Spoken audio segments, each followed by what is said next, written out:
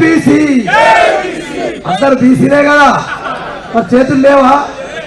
తినొచ్చింది కదా మీరందరూ, రెండు చేతులు ఉంటే రెండు, ఒకటి ఉంటే ఒకటి. జై బీసీ, జై బీసీ. ఈరోజు ఈ సభకు అధ్యక్షత వహిస్తున్నటువంటి పిఎం అధ్యక్షులు కుమార్ గారికి, అట్లనే వేదిక పైన ఉన్నటువంటి పెద్దలందరికీ, తెలంగాణ నలుమూలల నుంచి వచ్చేసినటువంటి తెలంగాణ బీసీ బిడ్డలందరికీ, సోదరులకు సోదరిమణులకు, పత్రికా మిత్రులందరికీ పేరు పేరున నమస్కారాలు తెలియజేస్తా ఉన్నాను. సోదరులారా, ఒక విషయం, 2014లో తెలంగాణ రాష్ట్రం ఏర్పడిన తర్వాత తెలంగాణ తొలి ముఖ్యమంత్రిగా కేసీఆర్ గారి నాయకత్వంలో నాకు బీసీ మంత్రిగా అవకాశం వచ్చింది.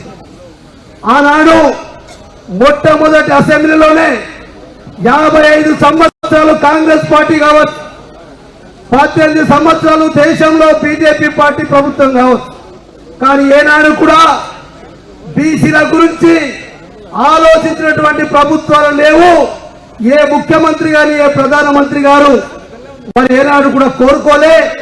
నేను ఒక విషయం స్పష్టంగా చెప్పదలుచుకున్నాం.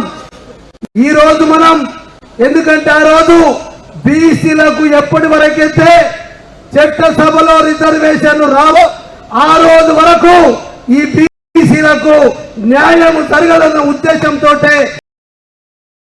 మొట్టమొదటి అసెంబ్లీలో తీర్మానం చేసి పంపించింది ఆనాటి తొలి ముఖ్యమంత్రి కేసీఆర్.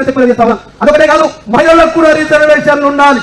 దాంతో పాటు ఏదైతే ఇలా బీసీ ప్రధానమంత్రి అని చెప్తున్నారు, బీసీ ప్రధానమంత్రి ఉండి కేంద్రంలో బీసీ మంత్రిత్వ శాఖ లేదు.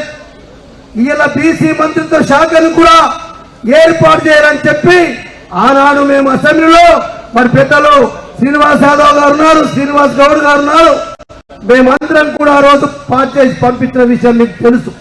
కానీ ఇలా ఆనాటి నుంచి ఈనాటి వరకు మరి ఇలా బీసీల పట్ల ఏదో నేను గొప్పగా చరిత్రాత్మక విషయాన్ని, ఎవ్వడు చెయ్యని సాహసాన్ని నేను చేస్తున్నాను చెప్పి ఈ పట్టపగలు ఓటుకు నోటు ఇచ్చినటువంటి దొంగ ఇలా రేవంత్ రెడ్డి అని చెప్పి మనం చేస్తా ఉన్నాను. నువ్వు బీసీలు అంటేనే నీకు నిజంగా కూడా చిత్తశుద్ధి లేదు. నువ్వు పెద్ద బీసీలకు తోడివి కాబట్టే నువ్వు కేవలం బీసీలను కామారెడ్డి డిక్లరేషన్ తో ఓట్లు వేసుకుంటచ్చు. కానీ ఇలా బీసీలకు అర్థమైంది, ఈ పచ్చి దొంగ రేవంత్ రెడ్డి జైలు పోయేటటువంటి దొంగ ఈ రోజు ముఖ్యమంత్రి కావడం మన బీసీలకే కాదు తెలంగాణ ప్రజానికి కూడా శాపవంతం అని చెప్పి కూడా నేను ఈ సందర్భంగా మనం చేస్తున్నా.